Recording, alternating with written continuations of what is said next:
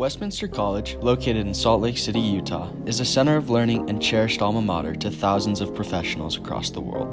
Founded in 1875, Westminster's purpose has been clear and direct since its conception: to prepare students to lead lives of learning, accomplishment, and service in a diverse and interdependent world. The Gore School of Business, located at the heart of campus, has seen its alumni go on to great and manifold heights throughout the global economy. With a mission to prepare people who think critically, act responsibly, and make a difference, Gore sees its students go on to change the world. The following is a series of interviews featuring recent and near-term graduates of Westminster College's Bill and Vive Gore School of Business, hosted by Professor Richard Haskell.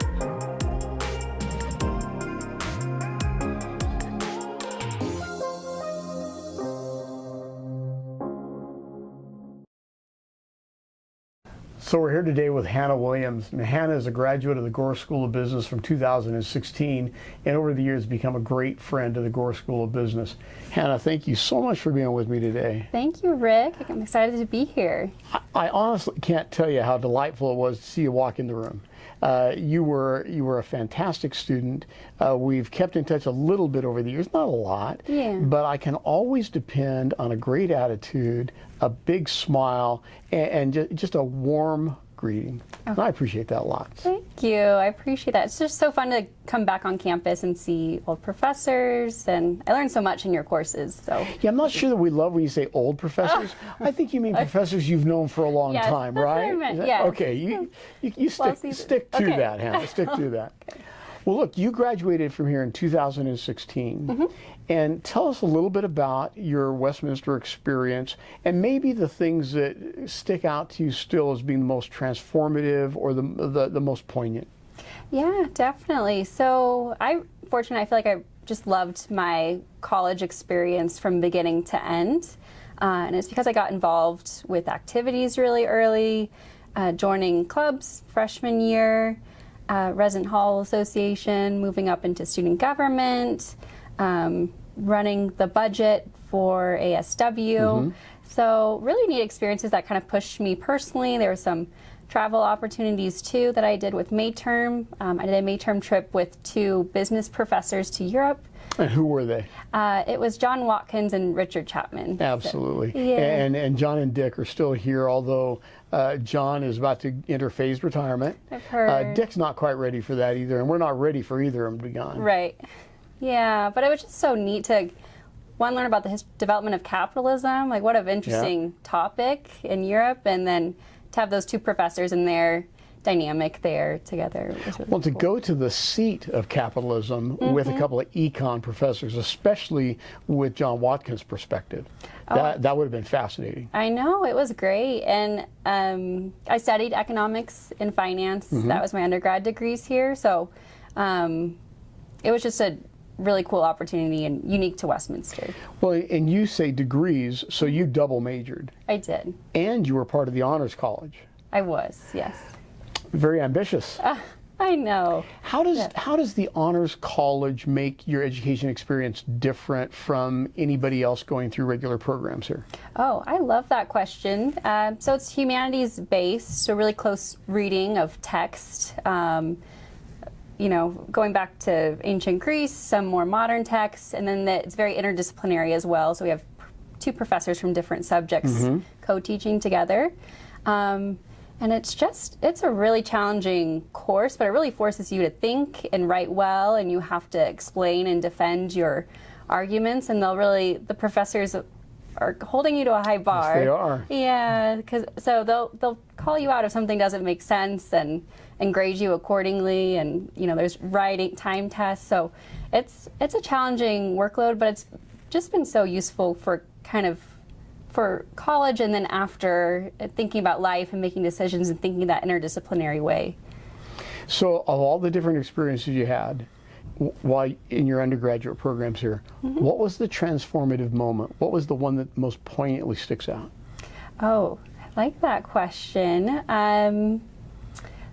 Well, there was, I remember my freshman year, I had to give a speech because I was going did a May term trip to India, and I didn't really prepare for that speech. It was in front of all these donors and audience members, and I got up there and I actually started like crying, and it was really like terrible. But then by the end of grad school, by the end of college, I like signed up to be the commencement speaker, and I prepped for that, and I wasn't selected, but I had someone there who was in the same room, a couple of them actually, when that first event happened, and they were just like, that was so good, and you were second, and there was just like other reasons why they chose the other speakers. Sure. But for me, just that arc with like my confidence, speaking ability, kind of summed up my Westminster experience, because I feel like I really developed so much personal growth here.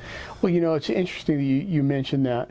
One of the things that as faculty that we find very satisfying is when we have a chance to work with a student or know a student from the beginning of their experience all the way through, and not just the duration of being able to spend time with them and get to know them, but seeing the difference, seeing the growing up part and the taking on all these experiences and seeing what they do with them. And you've done a lot with yours, and everyone here that knows you is very proud of you, of course. So you went from Westminster, and then what? And then there was actually another transformative moment that I want to talk about, because that's related to this next point. So I did an internship for Goldman Sachs the summer before my senior year.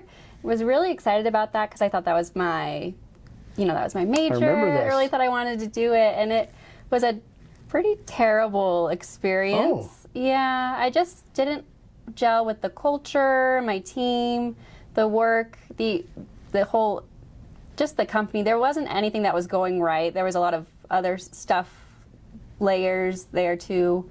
But it was just a bad experience overall. And it was really devastating because I hadn't really thought about other career paths, and I was really narrow focus. And I had to have this hard realization that I was really only drawn to that path because of the prestige and the money connected to it. And there wasn't anything personally that I was driven to. So it was all external factors and kind of this pressure to go that route. So then I had to take a step back and really think about what I wanted to do and evaluate. The Career Center was actually really helpful for this point. We did some exercises. I talked to a lot of professors in the Gore School of Business, the Honors College, and I tried out different stuff. I did an internship for the governor's office because I thought maybe it was government. Didn't quite gel there, and I was like, maybe I just need to stick in academia because I like school. I still really like school. But I knew, because I was so involved on campus, and it was always community-focused activities, kind of like fundraising and stuff. So I knew there was a disconnect between what my majoring in and what I was doing in my free time. And I didn't quite know how to merge the two. And it just so happened my first job after school was with Zions Bank as a Community Reinvestment Act specialist. And we're working directly with nonprofits. And I was kind of put into the charitable giving team, and that was my first introduction to the nonprofit sector, and really just fell in love with the people I was working with, their mission, their nonprofits, and kind of that whole world of grant making. Well, you referenced that there's kind of a disconnect, but I kind of wonder if there is really. With what you're doing now, engaging with nonprofits, don't you also have to approach the business side of them? I'm going to suppose that when Zions makes an investment in a nonprofit, and an investment doesn't mean for equity, but it means in investing in futures and such, you've got to take a look at the underlying fundamentals of that organization just to make sure that you're not putting money into a black hole. Oh, definitely. Yeah, it comes in handy all the time with nonprofits. It was surprising when I got my master's degree in nonprofit management that I was an odd duck with that business and finance background, but it was so useful, and it really put me ahead of my peers a lot of the time because I could speak to the business side, and I had a big step up in the finance classes. And I think that's proved really beneficial. Well, it's interesting you reference that knowledge of business, or being able to speak the language of business maybe, has given you a leg up, a step up. I'm such a believer in that. We have such a great liberal arts and comprehensive program here, and people can come out of our college with really satisfying degrees that lead to very satisfying careers that aren't necessarily from the business school. I mean, I'm not sure how they live, but but they're not necessarily from the business school, and they find themselves very satisfied. But if they knew something about the language, the structure, the basic concepts and the underlying fundamentals of business, I just am so convinced that they could go yet further and do yet more.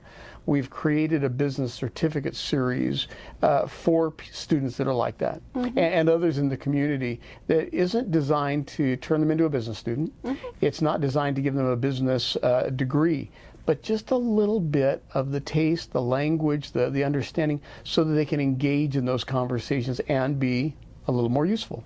Oh, I love that. I think it's so important, because it's funny how those opportunities pop up, whether it's volunteering on a board, committee, or you at work. It's just there's always a need for that type of business knowledge in any organization setting. So if you already have that skill, you can raise your hand and say, yes, I can help with this, and then you're more valuable because you have all these multiple skill sets. Exactly. So you referenced Zions, and then I heard you say something graduate school. So tell us where that came from. Yeah, so I worked at Zions Bank for 2 years, and then, even in high school, I knew I wanted to go to grad school. That was a personal goal. Loved Westminster, so I wanted to continue that education too. Fell in love with the nonprofit sector, so I was interested in those degrees, and I thought it would be advantageous to be able to know both worlds really well. And I could tell from my work at Zions that there was enough difference and nuance that it was worth looking into a specific master's for that. So I ended up enrolling at Columbia University, got my master's in nonprofit management there. I moved in 2018 and lived in New York, and it was a really unique, it was a hard experience. Sure. Yeah, it was challenging. I grew so much, though. I'm really grateful for it. Some really cool experiences just being there, getting to go to museums, met some great faculty, made some lifelong friendships, but it's a tough place. It's not as, on the campus and in the city, definitely not that warmth that Westminster has. And that support. And that was kind of surprising, going to such a large school. I wasn't quite sure how to navigate that. I'm glad I was a grad student, because I think it would have been really challenging as an undergrad to go somewhere that was so hands-off and kind of like figure it out on your own. Well, to go from Boise, which is where I think you were raised, to Salt Lake City is one thing, but the dynamics of those two markets are not significantly different. Right. But Salt Lake City to Manhattan, that's a leap. It is, yeah, and you've lived there. I have. Yeah, I have. So. And I love New York, primarily as a place to either work or to play, not to live. But that's me. That's me. Yeah, and I figured that out pretty quick. But I tried to make the best of it. It was funny because it was so hard. So I really wanted to. I was like, I'm here. I'm gonna try to make this best situation I can. So I ended up getting a really cool fellowship at the New York Community Trust, which is a community foundation out there. They're really big. They have $3 billion in assets, and they're a grant-making institution. So that was exciting to see. I ended up working for the Rockefeller family for a little bit for their personal family foundation. And I connected with them because I was babysitting for this woman, and she was at this event with the Rockefellers, and she was like, oh, my babysitter is really interested in grant making. So that's how it's just so funny. I think what a great connection. I know, that New York, where place is important sometimes. So. And so when did you finish with your graduate degree? So I finished in May 2020, in the middle of the very interesting time. Yeah, it was. So the pandemic hit my last semester of grad school. I was in New York City in March. Was going to go to Boise anyways for spring break, So I flew out there. That was nerve-wracking because I didn't know if they were going to cancel flights and kind of lock us in there. But I got out and ended up just staying out there because my school and my work shifted to remote. And it was more comfortable to be in Boise with my family rather than live with 5 roommates. And then I graduated remotely, and it was kind of a bummer. It's just it's a hard, I think I'm still kind of processing all that. A little bit of a letdown? Yeah, and I'm fortunate I can go back to New York. Well, we'll talk about the little consulting firm that I Sure. Because 2 classmates started a consulting firm for nonprofits. They graduated in 2019 in December. All those graduate students kind of got bumped too by the pandemic. A lot of them were laid off and stuff. But I saw how recessions can kind of cultivate a lot of ingenuity because there's not a lot of job opportunity. So that's why they formed a consulting firm, and they asked me to join. And I was, my job at the trust was wrapping up, so I said sure, and that would fill my time as I job hunted, and it was a lot of fun, and I just enjoyed working with my classmates and applying what we learned. And I get to travel occasionally and go back out to New York City too. So what's the name of that firm, and what's the focus of the work that you're doing? Sure, so it's Almora Advisors, and we're a consulting firm for nonprofits and grant makers. So we specialize in strategic planning, board governance, and fundraising. And we're a remote firm, so that's how we're able to work with small to medium-sized nonprofits and give them a highly personalized experience. And that's kind of your passion project on the side at this point. You have other full-time employment as well. I do, yeah, I'm doing both. So it's funny because one reason I didn't like Goldman Sachs was the work hours, but I feel like I'm working very similar hours. No doubt. Actually. So, and I love what I do. I feel so fortunate. It's like very life-giving. So I think that just kind of speaks to the importance of making sure you find a job that you love, or an area that you love. The people are really important too.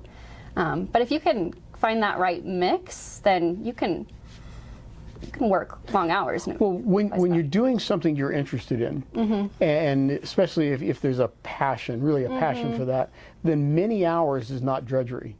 If you're just counting time, many hours is torturous. Right. Very different. And you mentioned doing something you love. We hear students talk about that a lot.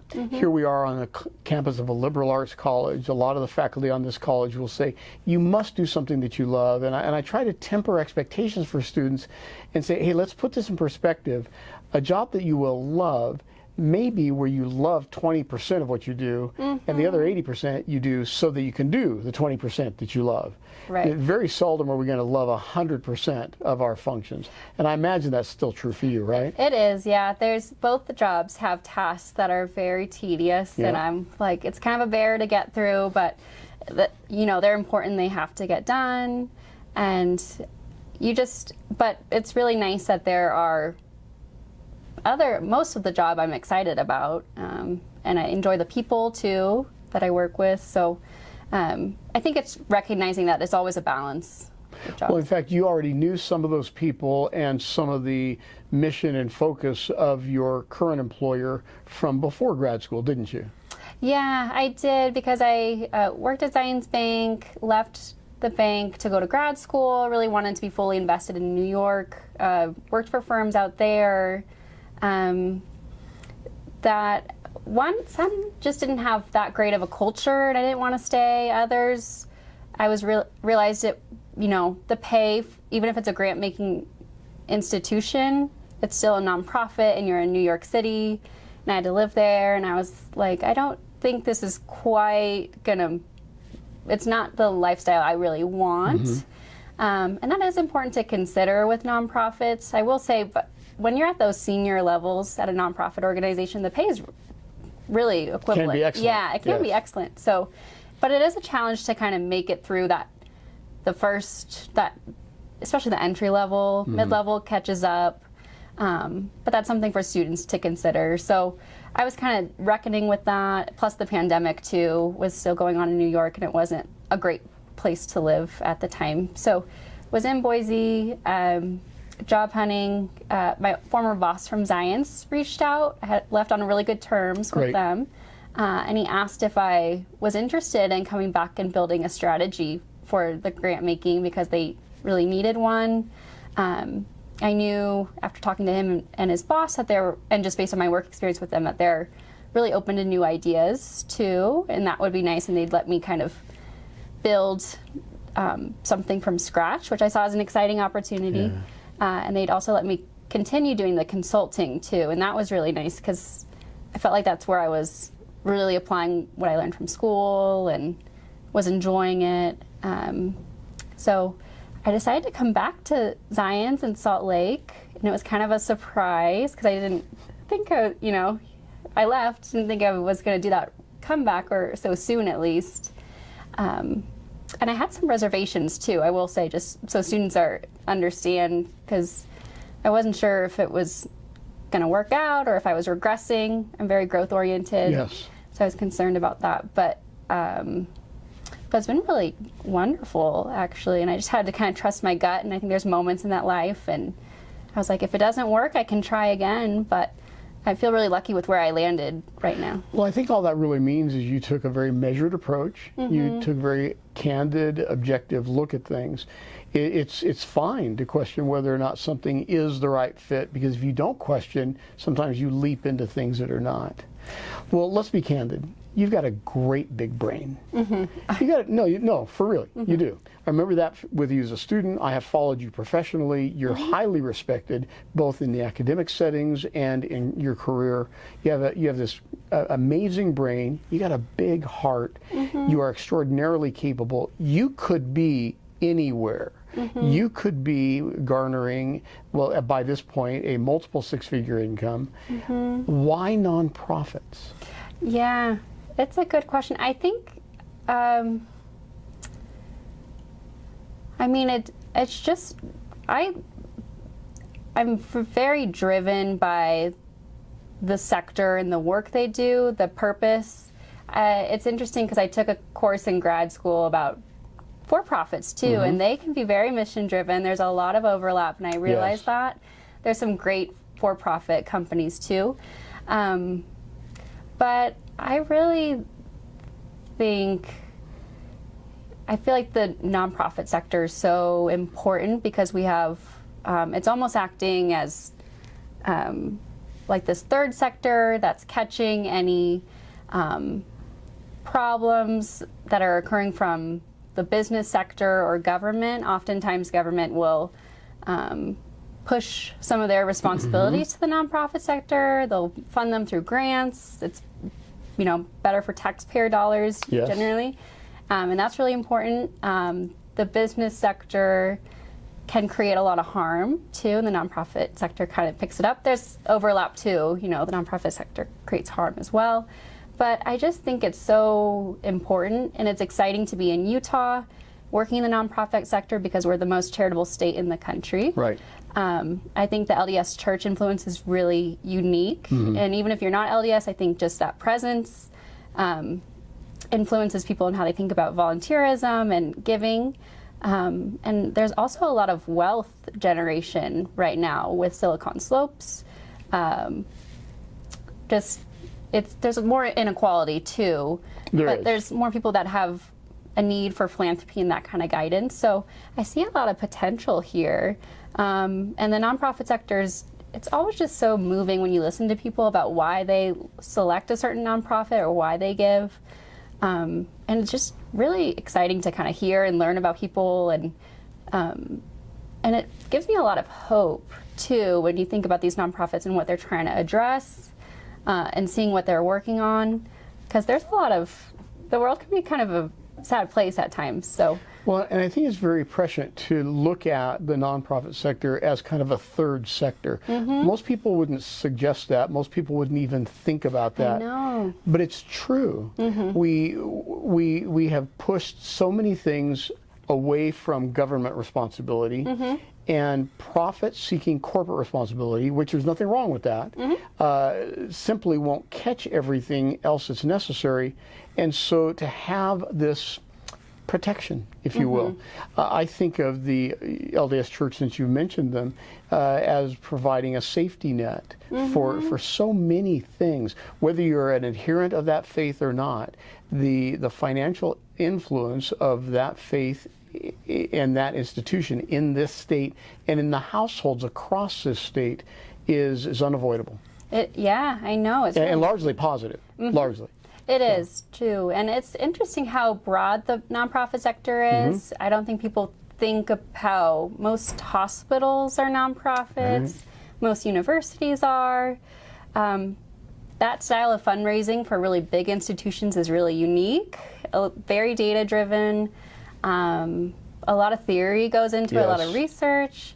And then we have, our small to mid-sized nonprofits, which I think a lot of people think of, but it just covers such a gauntlet of categories, and it's really cool to see how broad and diverse it is.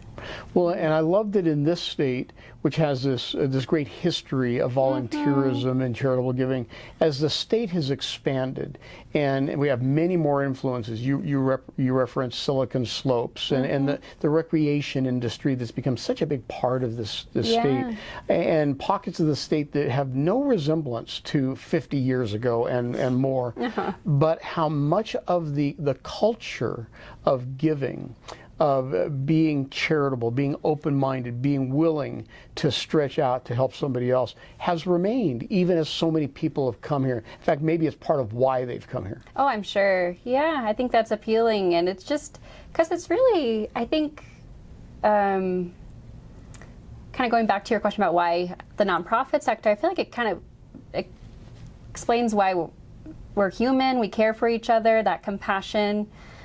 Philanthropy means love of mankind. So it's just so fun to see that and interact with people who are in the sector. But I think that's a great advantage for the state. And I don't see it going anywhere, that culture. And hopefully we can foster it and make it more institutionalized too. I saw some great models of giving back east in California too. Kind of these coastal towns are usually thinking in really innovative ways with philanthropy. That's exciting. There's a lot of finance really overlaps with philanthropy too. In a big way. It does. Whether it's end of life giving, if you want to talk to people about their wills, then you should probably know like wealth management too. There's vehicles called donor advised funds, so where people are investing their money, and then they're using some of the profits as donations. And there's really interesting policy discussions around that. That would be a lot to get into, but yes, it is. But it's kind of exciting to kind of see all that. So if you're a business student, I think there's a lot of opportunity in the nonprofit sector and philanthropy for that knowledge.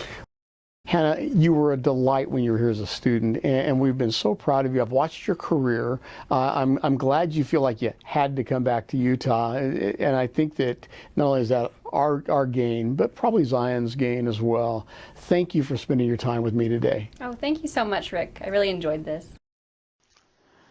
My name is Rick Haskell, and I'd like to thank you for watching this video as part of the Grads of Gore video series.